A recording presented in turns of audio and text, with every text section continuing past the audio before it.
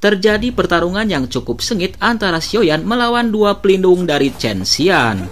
Akibatnya, pertarungan itu pun menarik kelompok Song Qing untuk mengetahuinya. Kelompok Song Qing pun nampak terkejut karena yang bertarung itu adalah Xiaoyan dengan dua pelindung dari Chen Xian. Seperti diketahui, Chen Xian dan Xiaoyan mempunyai konflik dan Chen Xian ingin membunuh Xiaoyan. Chen Xian merasa jumawa kalau dia bisa mengakhiri hidup Xiaoyan karena dia mempunyai pelindung dua dojong di sampingnya. Akhirnya, Chen Xian pun memerintahkan dua pelindung tingkat dojong itu untuk segera menyerang Xiaoyan dan menangkapnya. Namun di tempat yang lain, Xiaoyan berhasil menghindari serangan dari dua kultivator dojong itu. Sementara itu, di sisi yang lain, dua kultivator dojong itu pun bekerja sama untuk menyerang Xiaoyan. Namun serangan itu lagi-lagi ditahan oleh kekuatan api surgawi milik Xiaoyan.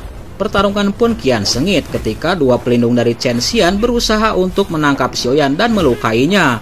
Namun Xiaoyan bukan kesemak yang mudah dihancurkan sebelah mata. Pertarungan yang terjadi antara Xiaoyan melawan dua pelindung dari Chen Xian itu tak luput dari perhatian kelompok Song Qing. Mereka tidak menyangka kalau dengan kekuatan dojong bintang 4 Xiaoyan dapat mengimbangi kekuatan dojong dari pelindung Chen Xian yang berada di kultivator tingkat 7 dojong dan tingkat 9 awal dojong. Sementara itu di dalam pertarungan, Xiaoyan menggunakan teknik langkah 3000 petirnya untuk menghadapi dua kultivator dojong. Dengan teknik kelincahan langkah 3000 petirnya, Xiaoyan berhasil mengelabui dua ketua itu. Dua ketua itu pun bekerja sama untuk menangkap Xiaoyan dan akhirnya mereka pun bisa menangkap Xiaoyan. Namun mereka pun terkejut karena itu adalah sebuah avatar. Tiba-tiba salah satu ketua itu pun menyadari kalau Xiaoyan telah bergerak ke sisi Chen Xian untuk menyerangnya. Di tempat yang lain, Chen Xian pun nampak kaget dengan serangan tiba-tiba dari Xiaoyan. Dia pun berusaha untuk melindungi tubuhnya dari serangan Xiaoyan. Namun serangan rahasia dari Xiaoyan berhasil melukai Chen Xian. Untung saja ada dua ketua yang berhasil menjaganya. Akibat luka yang dideritanya itu membuat Chen Xian pun menjadi marah. Lalu dia pun memerintahkan dua ketua di sampingnya untuk segera menangkap Xiaoyan dan membunuhnya. Mendengar kemarahan Chen Xian, segera salah satu ketua bermarga baik itu pun langsung melesat untuk menyerang Xiaoyan. Sebuah bilah pedang pun langsung diarahkan ketua itu untuk menyerang Xiaoyan. Namun di tempat yang lain, Xiaoyan pun berhasil menghindari serangan itu dengan langkah 3000 petirnya. Pertarungan antara Xiaoyan melawan ketua Bai di atas langit disaksikan oleh semua orang. Mereka tidak menyangka kalau Xiaoyan dapat mengimbangi kekuatan dari ketua Bai. Sementara itu di atas langit, Xiaoyan sangat berhati-hati dengan serangan dari ketua Bai. Tiba-tiba, ketua Bai pun langsung menyerang Xiaoyan dengan pedangnya. Namun di tempat yang lain, Xiaoyan telah bersiap dengan suan besarnya. Bentrokan yang terjadi antara pedang ketua Bai dan suan besar Xiaoyan menimbulkan fluktuasi energi yang sangat kuat. Untuk mengimbangi kekuatan dari ketua Bai, akhirnya Xiaoyan pun mengaktifkan teknik api perubahan misterius. Lalu dia pun bergegas untuk menyerang Chen Tian. Namun di tempat yang lain, salah satu ketua pun berusaha untuk menahannya. Xiaoyan pun mengeluarkan boneka iblis bumi untuk menghadapinya. Setelah Chen Xian tidak ada yang melindunginya, lalu Xiaoyan pun bergegas untuk menyerangnya. Sementara itu di tempat yang lain, Chen Xian pun menahan serangan dari suan besar Xiaoyan dengan kipas logamnya. Namun serangan kipas logam dari Chen Xian tidak menghentikan langkah dari Xiaoyan. Chen Xian yang panik berusaha melindungi dirinya dengan sebuah perisai. Namun perisai itu berhasil dihancurkan oleh Xiaoyan. Pada akhirnya suan besar Xiaoyan pun menghantam perut Chen Xian sehingga Chen Xian pun terluka. Akibatnya tubuhnya terdorong dan menghantam sebuah batu besar. Melihat Chen Xian yang tak sadarkan diri akibat serangan dari Xiaoyan, segera salah satu ketua pun menghampirinya lalu dia pun memeriksa keadaan dari Chen Xian.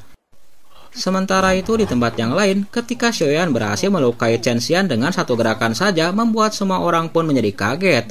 Di tempat yang lain, sosok Song Qing pun muncul di hadapan Xiaoyan, lalu dia pun berkata, "Hei Xiaoyan, kamu berani melukai Chen Xian. Chen Xian telah bergabung dengan aliansiku," ucapnya. Sontak saja perkataan dari Song Qing itu seolah-olah menyudutkan Xiaoyan yang salah. Namun di tempat yang lain, Xiaoyan menanggapinya dengan santuy, lalu dia pun berkata, "Merubah kebenaran jadi kesalahan itu adalah sifatmu. Mereka semua tahu tentang apa yang dilakukan oleh Chen Xian kepadaku," ucap Xiaoyan. Di tempat yang lain, Song Qing pun berkata, "Hei Xiaoyan, aku mendengar Chen Xian hanya ingin berusaha untuk menangkapmu saja." Di sela perdebatan antara Song Qing dengan Xiaoyan, ketua itu pun berkata kalau jalur meridian dari Chen Tian telah dirusak oleh Xiaoyan. Akibat jalur meridian yang telah rusak, kemungkinan Chen Xian tidak akan bisa berkultivasi di masa depan. Itu membuat dua ketua itu menjadi marah kepada Xiaoyan. Dalam kemarahannya, dua sosok ketua itu pun berniat ingin membunuh Xiaoyan.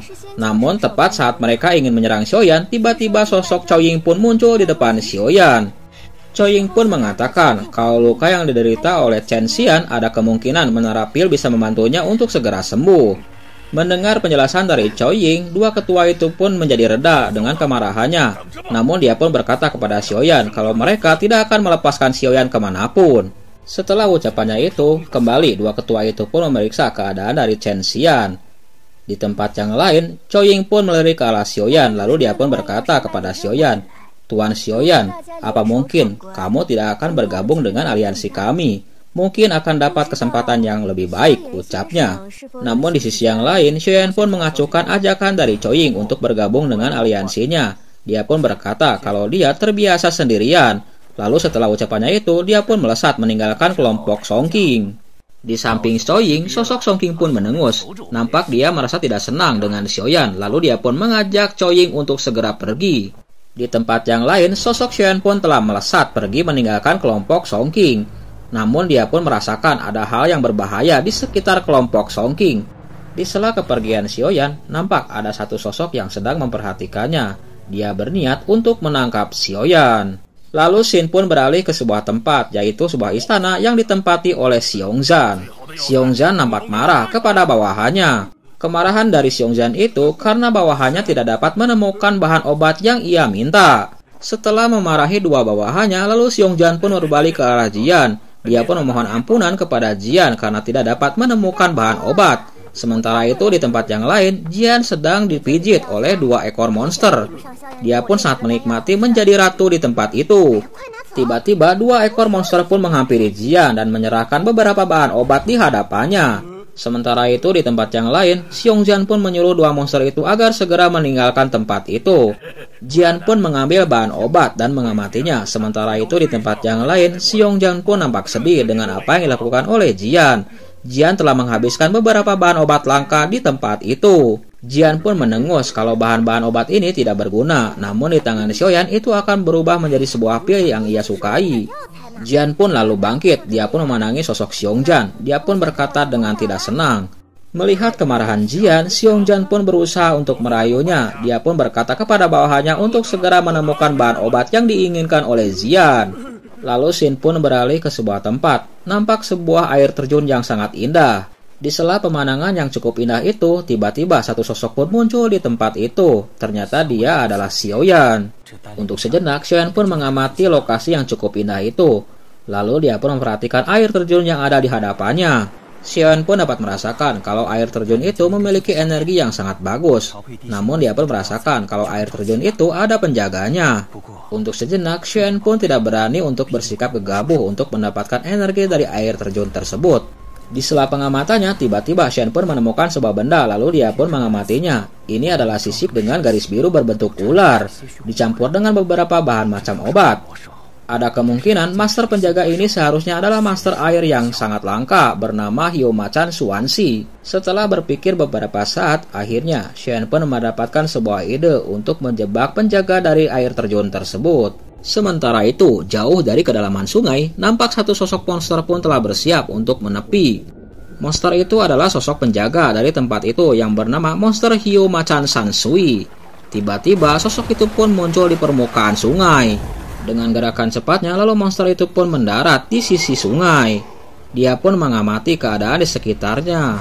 Tiba-tiba monster itu pun mengeluarkan auman sonik yang cukup kuat sehingga mempengaruhi keadaan di sekitarnya. Sehingga binatang-binatang di tempat itu pun berlarian menjauhi tempat itu. Monster itu pun nampak mengendus, seolah-olah dia sedang mencari sesuatu yang ia inginkan. Tiba-tiba monster itu pun menemukan sebuah cemilan yang sangat enak yang ia sukai. Dia pun mencari beberapa cemilan, lalu dia pun memasukkan ke dalam mulutnya. Dia pun nampak suka dan senang dengan cemilan itu. Namun di sela pencariannya itu, tiba-tiba monster itu pun menemukan beberapa cemilan yang sangat enak di hadapannya. Monster itu pun tak kuat untuk menahan air liurnya untuk segera memakan cemilan yang sangat banyak itu di hadapannya. Segera monster itu pun meraih beberapa bahan obat di hadapannya dan memasukkannya ke dalam mulutnya. Nampaknya monster itu pun sangat menikmati cemilan-cemilan yang sangat enak ini ke dalam mulutnya. Rasanya sangat enak sekali, ucap monster itu. Di sela menikmati cemilannya itu, tiba-tiba monster itu pun melihat satu sosok yang ada di hadapannya. Ternyata dia adalah Xiaoyan. Monster itu pun bergegas untuk menyerang Xiaoyan. Namun tiba-tiba tubuhnya pun menjadi lemas di hadapan Xiaoyan. Lalu monster itu pun tergeletak tak berdaya di hadapan Xiaoyan. Sementara itu di sisi yang lain, Xiaoyan pun mengamati monster itu. Ternyata Xiaoyan telah memberikan buah yang berefek bius kepada monster itu. Setelah dirasa aman, lalu Xiaoyan pun melesat menuju air terjun. Sementara itu Xin pun beralih ke sebuah tempat. Nampak lokasi dari kelompok Song King sedang disegel oleh kekuatan yang sangat kuat. Seketika kelompok Song King pun menjadi cemas dengan tersegelnya tempat itu. Tiba-tiba satu sosok pun muncul di hadapan semua orang. Ternyata satu sosok yang muncul di hadapan kelompok Song King adalah ahli dari Sekte Jiwa. Song King pun nampak marah. Apakah Anda berencana ingin menyerang kami? Ucapnya. Sementara itu di samping Song King, Chou Ying pun menyadari kalau kekuatan dari orang-orang tersebut sangat luar biasa sehingga dia tidak dapat mendeteksinya. Di tempat yang lain, ahli dari Sekte Jiwa itu pun mengeluarkan sebuah isyarat. Tiba-tiba beberapa sosok pun langsung melesat untuk menyerang kelompok Song King. Lalu Xin pun beralih ke tempat Xiaoyan berada. Akhirnya Xiaoyan pun mendapatkan benda yang ia inginkan. Di sela kesenangannya, Xiaoyan pun memperhatikan monster penjaga dari air terjun itu. Namun tiba-tiba dia pun merasakan fluktuasi energi pertarungan. Dia pun bergegas untuk mencari tahu tentang posisi pertarungan itu. Sementara itu di tempat kelompok Song King berada, beberapa alkemis pun telah terluka oleh serangan dari ahli Sekte Jiwa. Dari ratusan alkemis yang ada, hanya meninggalkan beberapa orang saja. Tentu saja membuat Song King pun menjadi marah. Rupanya kamu ingin membunuh kami semua di tempat ini. Apakah kamu tidak takut dengan menerapil? Ucap Song King. Di samping Song King, Chou Ying pun mengingatkan kalau mereka adalah anggota dari Sekte Jiwa, ucapnya. Mendengar itu, Sok pun nampak tertera dari wajah Song King. Sementara itu di tempat yang lain, Xiaoyan pun telah mendekati lokasi pertempuran itu. Dia pun mengamatinya dengan mata api surgawinya. Xiaoyan pun melihat salah satu alkemis berusaha memecahkan selip batu giok, namun usahanya itu dihancurkan oleh kekuatan dari ahli Sekte Jiwa. Kematian yang tragis dari alkemis itu membuat Sok dari kelompok Song King. Sementara itu di tempat yang lain, Xiaoyan pun merasakan hal yang sama. Di sela pembunuhan itu, sosok ahli jiwa itu pun merasakan kalau ada seseorang yang sedang mengawasinya. Tiba-tiba dengan kekuatannya, sosok ahli jiwa itu pun menarik tubuh itu ke dalamnya. Setelah ditarik oleh kekuatan yang sangat kuat, tiba-tiba sosok Xiaoyan pun muncul di antara kelompok Song King. Mereka pun nampak kaget dengan kemunculan Xiaoyan. Di tempat yang lain, Mogo tua yang melihat sosok Xiaoyan yang ada di hadapannya nampak senang. Sementara itu di tempat yang lain, Xiaoyan pun mendengus. Apakah kamu mengenaliku? Ucap Xiaoyan. Sosok itu pun berkata, tidak masalah kamu mengenalinya atau tidak. Bagaimanapun tidak ada seorang pun di sini yang dapat melarikan diri hari ini, ucapnya. Di sela suasana yang mencekam, tiba-tiba sosok Chou Ying pun berkata kepada Xiaoyan kalau dia bisa memecahkan formasi segel itu. Namun dia pun berkata dengan satu syarat kalau dia tidak boleh terganggu. Mendengar ucapan dari Chou Ying, Xiaoyan pun nampak terkejut. Lalu dia pun bertanya kepada Chou Ying, butuh berapa waktu untuk dapat menghancurkan formasi yang dibuat oleh ahli Sekte Jiwa? Hanya butuh setengah batang dupa, ucap Chou Ying. Mendengar penjelasan dari Chou Ying, segera Xiaoyan pun memimpin untuk melesat menyerang para ahli dari Sekte Jiwa. Dalam pertarungan yang sengit itu, di tempat yang lain, sosok Chou Ying pun telah mengeluarkan teknik keterampilan jiwanya. Dia pun berusaha untuk dapat menghancurkan formasi yang dibuat oleh ahli Sekte Jiwa. Sementara itu di tempat yang lain, Xiaoyan telah berjibaku dengan Mogo tua. Sadar dengan kesenjangan kekuatan dari ahli Sekte Jiwa, Xiaoyan pun menggunakan teknik dari mantra api untuk menghadapinya. Di tempat yang lain, sosok Mogo tua pun nampak kaget dengan kekuatan mantra api yang dikeluarkan oleh Xiaoyan. Segera, Xiaoyan pun melesat dengan menggunakan suan besar plus kekuatan dari api surgawi untuk menghadapi Mogo tua. Di tempat yang lain, Mogo tua pun menghadapi serangan frontal dari Xiaoyan. Setelah beradu pukulan beberapa kali dengan sosok Mogo tua, Xiaoyan pun nampak kewalahan. Namun dia tetap berusaha untuk menghadapinya. Tiba-tiba sebuah pilar cahaya api surgawi pun diarahkan Xiaoyan untuk menghadapi Mogo tua. Xiaoyan pun menggunakan sebuah teknik tebasan api pemecah tsunami untuk menyerang Mogo tua. Sementara itu tak jauh dari pertarungan antara Xiaoyan dengan Mogo tua, nampak kelompok Song King sedang berjibaku untuk menahan para ahli Sekte Jiwa yang lainnya. Di tempat yang lain, Mogu Tua pun berusaha untuk menyerang Xiaoyan. Namun Xiaoyan mengeluarkan boneka iblis bumi untuk menghadapinya. Xiaoyan pun dapat merasakan sangat merepotkan untuk melawan kultivator tingkat Dojun. Di tempat yang lain, Mogu Tua pun berusaha untuk menyerang Xiaoyan dengan kekuatan kultivator Dojunnya. Akhirnya, untuk menghadapi serangan terkuat dari Mogu Tua, Xiaoyan pun mengaktifkan teknik segel dewa. Segera, teknik segel dewa pemecah gunung dan pembalik laut pun diarahkan Xiaoyan untuk menghadapi serangan dari Mogu Tua. Sebuah avatar telapak tangan raksasa pun langsung melesat untuk menyerang Mogu Tua. Sementara itu di tempat yang lain, Mogu Tua pun hanya menjentikan jarinya untuk menghadapi avatar lengan raksasa itu. Namun tiba-tiba sosok Xiaoyan pun telah melesat dengan menggunakan suan besarnya untuk melukai Mogu Tua. Sementara itu di tempat yang lain, nampak sosok Chou Ying pun telah bersiap dengan kekuatan jiwanya untuk menghancurkan segel formasi pelindung dari Sekte Jiwa. Sebuah avatar pinik raksasa pun langsung melesat dan menghancurkan pelindung yang dibuat oleh para ahli Sekte Jiwa. Segera pelindung itu pun hancur berserakan. Setelah formasi pelindung itu hancur, Chou Ying pun berteriak ke semua orang agar segera meninggalkan tempat itu. Segera Chou Ying, Song King, dan yang lainnya bergegas untuk meninggalkan tempat itu. Melihat formasi itu telah dihancurkan, membuat Mogu Tua pun menjadi marah. Lalu dia pun berkata kepada bawahannya agar segera menangkap beberapa alkemi itu dan menangkap Xiaoyan. Mendengar perintah dari Mogu Tua, segera beberapa ahli dari Sekte Jiwa itu pun melesat untuk mencari para alkemis yang melarikan diri.